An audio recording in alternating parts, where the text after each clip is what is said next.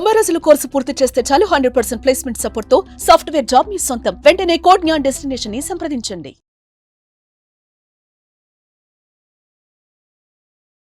So చాలామంది money మంత్ర classes ఎప్పుడెప్పుడు ఎక్కడెక్కడ ఉంటాయని చెప్పేసి అడుగుతున్నారు కాబట్టి సో ఫస్ట్లీ మనీ మంత్ర క్లాసెస్ అయితే 26th January 2025 విశాఖపట్నంలో ఉంటుంది. 2nd February 2025 తిరుపతిలో ఉంటుంది. అండ్ 9th February 2025 రాజమండ్రిలో ఉంటుంది. అండ్ దాంతోపాటు 16th February 2025 బెంగళూరులో ఉంటుంది. అండ్ 2nd March 2025 విజయవాడలో ఉంటుంది.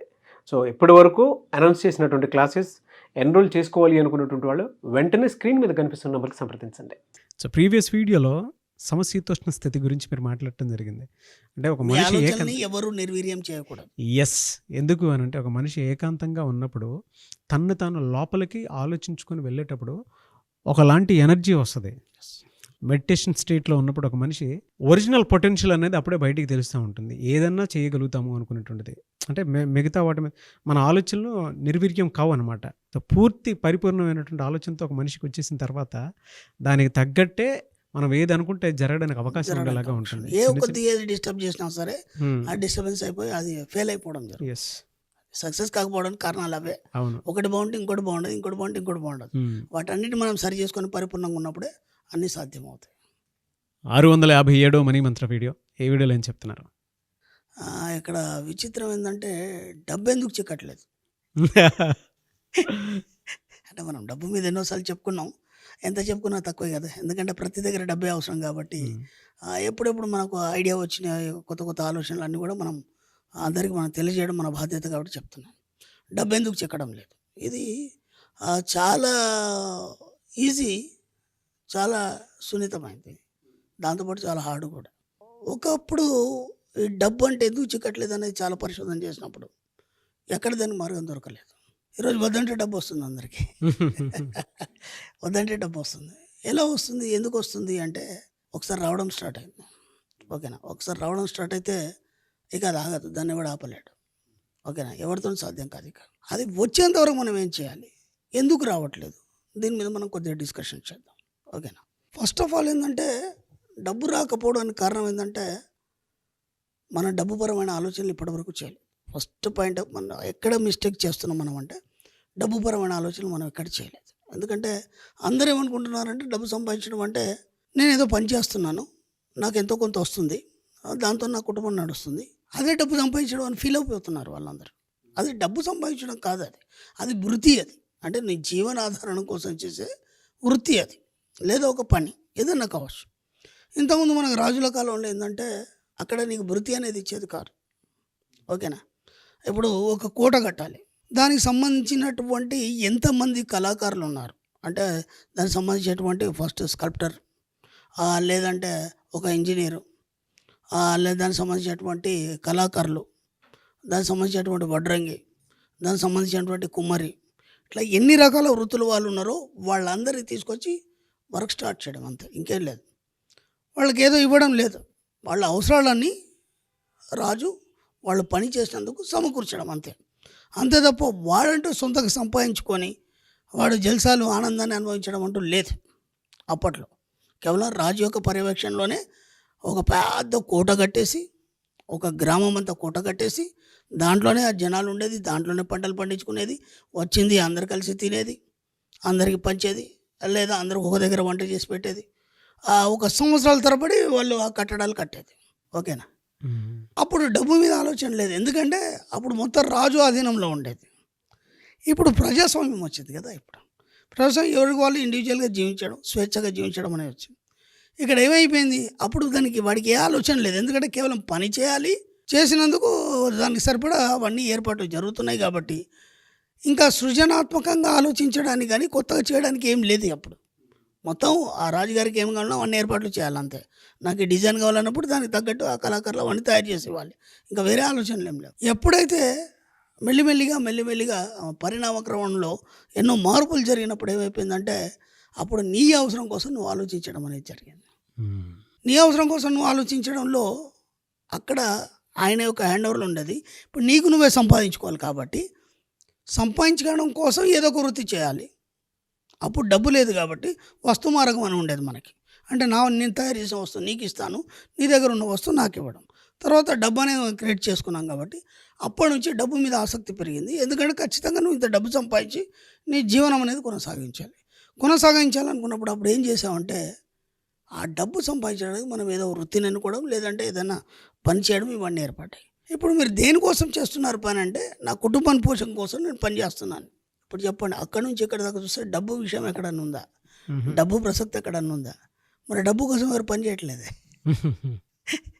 ఇప్పుడు ఒక ఎంప్లాయీ ఉన్నాడు, నెలకు 1,50,000 సంపాదిస్తాడు. అది కూడా సరిపోదు. ఎందుకు సరిపోదు అంటే నువ్వు కేవలం నీ కుటుంబ పోషణ కోసం, వృత్తి కోసం మాత్రమే అది చేస్తున్నావు కాబట్టి అది సరిపోదు. ఇప్పుడు డబ్బు సంపాదించడం అంటే ఏంటి?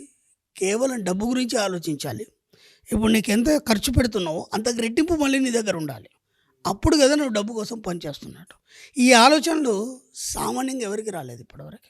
అర్థమైందా? అంటే డబ్బును మనం సంపాదించాలి, దాని ద్వారా మనం ఇవి చేయొచ్చు, మనం ఇంత ఆనందంగా ఉండొచ్చు, ఇంత సుఖాన్ని అనుభవించవచ్చు, ఇవన్నీ ఆలోచనలు మనకి ఎవరికి లేవు. కేవలం మనం పని చేస్తున్నాం, ఇల్లు నడుస్తుంది, పిల్లల అవసరాలు తీరుతున్నాయి, ఇది మాత్రమే ఆలోచన ఉంది. ఎప్పుడైతే మనం మణిమంత్రం నుంచి ఇంట్రొడక్షన్ చేసామో డబ్బు అనే ఒక గొప్ప స్వరూపాన్ని, అప్పుడు కొత్త కొత్త ఆలోచనలు వచ్చినాయి. స్వరూపం ఎస్, అది విరాట్ స్వరూపం. అది ఈ యొక్క కలియుగంలో విరాట్ స్వరూపం కృష్ణుడు కదా, అదే ఆయన అప్పుడు విశ్వ విరాట్ స్వరూపాన్ని చూపించాడు. ఈ కలియుగంలో డబ్బే విశ్వ విరాట్ స్వరూపం. ఎందుకంటే అది తప్ప ఇంకోటి ఏం లేదు. ఏ కట్టడం కావచ్చు, ఏ ఒక గొప్ప అద్భుతం కావచ్చు, దేనికైనా సరే డబ్బే కావాలి. కాబట్టి ఎప్పుడు కొత్త ఆలోచనలు వచ్చినాయి, మనం డబ్బు ఎలా సంపాదించాలి, ఇదేదో బాగుంది, కరెక్టే కదా, ఇప్పటివరకు మనం ఏదైతే చేస్తున్నామో అదే జీవితం అనుకున్నాము. మొత్తం టోటల్గా చూస్తే ఏమర్థమైందంటే అది బతుకనేది అర్థమైంది. జీవితం అనేది ఎలా ఉంటుంది, బతుకంటే ఏంది అనేది మనం తేడా చెప్పడం జరిగింది. ఈ తేడాలో ఇప్పుడు డబ్బు ఎలా సంపాదించాలనే ఒక ఆలోచన అనేది ఒక క్వశ్చన్ లాగా మిగిలిపోయింది. దానికి మనం ఇప్పటిదాకా కొన్ని 100 వీడియోలు చేసాం, దాంతోపాటు ఎన్నో క్లాసులు చేసాం, ఎన్నో ఎగ్జాంపుల్స్ ఇచ్చాం, దాంతోపాటు ఎంతోమంది రీచ్ అయినారు. అయినా సరే ఇంకా అనుమానాలు, ఇది ఎలా వస్తుంది డబ్బు ఎందుకు చిక్కట్లేదు అనే ఒక క్వశ్చన్ అనేది ఇంకెక్కడో ఏదో పాయింట్లో మిగిలిపోయింది. ఎందుకంటే నా వీడియోలు విన్న వాళ్ళు కానీ, లేకపోతే నా క్లాస్కి వచ్చిన వాళ్ళు కూడా కొంతవరకు సంపాదించేసిన తర్వాత మళ్ళీ ఎందుకో డబ్బు ఆగిపోయింది సార్, రావట్లేదు, ఇంతమంది బాగానే వచ్చింది, మీ క్లాసులు విన్నాము, వీడియోలు విన్నాము, బాగానే ఉంది. ఇక్కడ నేను ఏం చెప్తున్నానంటే, ఇప్పుడు మీరు ఖచ్చితంగా డ్యూటీకి వెళ్ళాలి, నెలకు షాల్డర్ తీసుకోవాలి, అప్పుడే మీరు రెంట్ కట్టుకోవచ్చు, మీ పిల్లల ఫీజులు కట్టుకోవచ్చు, నెలవారీ ఖర్చులు ఇలా తీయవచ్చు. అవునా కదా? మీరు ఒక వారం రోజులు కనుక డ్యూటీకి వెళ్ళకపోతే ఏమవుతుంది? మీ శాలరీ కట్ చేస్తాడు. అవునా కదా? ఇప్పుడు ఏమవుతుంది, ఆ వారం రోజులు కట్ చేసింది ఏదైతే అది మీకు బర్డన్ అవుతుంది. అంటే మీరు ఖచ్చితంగా మీరు వెళ్తున్నారా లేదా, ఖచ్చితంగా రెగ్యులర్గా వెళ్తున్నారా లేదా, ఖచ్చితంగా దానికోసం పని చేస్తున్నారా లేదా? దానికోసం పని చేసే బదులు డబ్బు కోసం పని చేయండి. ఇప్పుడు అర్థమవుతుందా? అంటే మనం ఏమైతే చెప్పుకొచ్చామో ఇప్పటిదాకా ఇన్ని వీడియోలో మనం ఏమైతే చెప్పుకొచ్చామో వాటిని కొంతవరకు చేస్తున్నారు, కొంత చిక్కింది, లేదా అప్పులు కట్టేసుకున్నారు, లేదా కారు కొనుక్కున్నారు, ఇల్లు కొనుక్కున్నారు, దాన్ని ఆపేస్తున్నారు. అంటే మీరు అనుకున్న అవసరాలు తీరిపోయినాయి కాబట్టి ఇంకా మీకు వేరే ఆలోచన లేదు. ఎప్పుడైతే మనిషి ఆకలి కొని ఉంటాడో అప్పుడు దాని గురించి ఆలోచిస్తాడు. అంటే ఇక్కడ మీ అవసరాలు తీరిపోయినాయి కాబట్టి డబ్బు అవసరాన్ని మళ్ళీ మీరు ఆలోచించడం లేదు. కాబట్టి అలా కాకుండా ఏం చేస్తారంటే, మీరు స్టార్టింగ్లో ఎప్పుడైతే మీరు వీడియోలని లేకపోతే క్లాస్కి వచ్చి దీని మీద అవగాహన పెంచుకొని ఎంత గట్టిగా ప్రయత్నం చేస్తారు. ఎందుకంటే అప్పుడు మీ అవసరాలు అంతా ఇదిగా ఉన్నాయి కాబట్టి 24 గంటలు దాని మీద కాన్సన్ట్రేట్ చేస్తారు కాబట్టి అలా వచ్చేసింది. ఇప్పుడు మళ్ళీ ఎందుకు చిక్కడం లేదంటే ఆ కాన్సన్ట్రేషన్ అనేది పోయింది. కాబట్టి మళ్ళీ స్టార్ట్ చేయండి. మళ్ళీ స్టార్ట్ చేసేసి నేను చెప్తున్నాను కదా, మీరు లీవ్ తీసుకుంటే మీ శాలరీ కట్ అవుతుంది. అర్థమైందా? మీరు ఆలోచనలు ఆపేస్తే డబ్బు రావడం ఆగిపోతుంది. Simple technique. కాబట్టి వాటిని నిరంతరం ఎప్పటికీ పట్టుంచాడు. ఎందుకంటే ఎండ్ ఆఫ్ డెత్ కాదు కదా, తర్వాత జన్మలకు కూడా మనం ఎలా మనం బిల్డ్ చేసుకోవాలని మన సబ్జెక్ట్లో చెప్పడం జరిగింది. కాబట్టి డబ్బు ఎందుకు చిక్కడం లేదంటే మీ ఇక్కడ మెయిన్ మిస్టేక్ చేస్తున్నారు ఇదే. కాబట్టి దాన్ని కంటిన్యూ చేయండి, ఎక్కడ కూడా ఆపకండి. నిరంతరం డబ్బు సంబంధపరమైన ఆలోచనలు కలిగి వాటిని ఎలా సాధించాలి, ఏమేమి అఫర్మేషన్ చేయాలి, ఎలా అఫర్మేషన్స్ రాసుకోవాలి, ఎలా అది మనకు చిక్కుతుంది, ఆ ఆలోచనలు నిరంతరం చేసినప్పుడు ఖచ్చితంగా మీతోనే ఉంటుంది డబ్బు, ఇంకా అది వేరుగా ఉండదు. అందుకే మనం ఏం చెప్పుకుంటామంటే, నా డబ్బు నా మంచి మిత్రుడు, నా ప్రతి అవసరాన్ని తీరుస్తున్నటువంటి డబ్బుకే కృతజ్ఞతలు.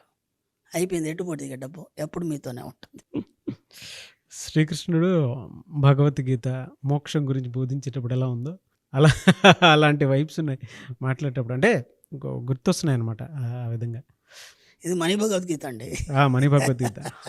అది కృష్ణ భగవద్గీత. భగవద్గీతలో చాలా రకాలు ఉన్నాయి. కపిల గీత ఉంది, కృష్ణ గీత ఉంది, అట్లా బోలెడు మంది గీతాలు చెప్పారు. దాంట్లో ఇది మణి భగవద్గీత. సార్ థ్యాంక్ యూ అండి, థ్యాంక్ యూ. మనని కూడా సృష్టించింది భగవంతుడే. ఎందుకంటే మొట్టమొదట మన వరాహస్వామి మనకి తిరుమల తిరుపతి దేవస్థానానికి మొట్టమొదటి వెంకటేశ్వర స్వామి వచ్చినప్పుడు నాకు స్థలం కావాలన్నాడు ఆయన. అంటే అక్కడ వరాహమూర్తి అన్నాడు కదా, ఇది కలియుగం స్టార్ట్ అయింది, ఏదైనా ఒకటి ఇచ్చినది నువ్వు స్థలం తీసుకో అన్నాడు ఆయన. ఆయన అన్నాడు, లక్ష్మి నా దగ్గర లేదు, డబ్బు లేదన్నాడు. అదంతా నాకు తెలియదు, ఏదో ఒకటి ఇస్తే కానీ నీకు స్థలం ఇవ్వను అన్నాడు. ఎందుకంటే అది వరాహస్వామి యొక్క స్థలం అది. అప్పుడు అన్నాడు, మొదటి నైవేద్యం నీకే, మొదటి దర్శనం నీకే అన్నాడు.